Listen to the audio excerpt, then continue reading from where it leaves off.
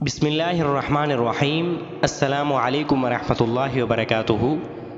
آج کی ہماری حدیث کے جمعہ کا دن امت محمدیہ کا اختصاص۔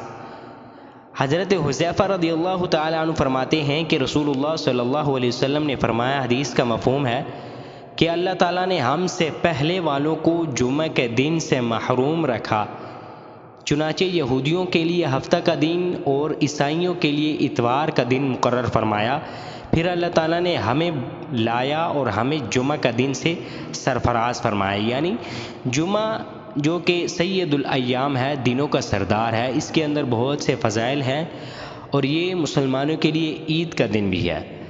اسی طرح کی احادیث اور نصیحت آموز سننے کے لیے ہماری اس چینل کو لائک کرے، شیئر کرے اپنے دوست احباب کے ساتھ۔ اللہ رب العزت ہمیں ان پر صحیح معنوں میں عمل پیرا ہونے کی توفیق عطا فرمائے۔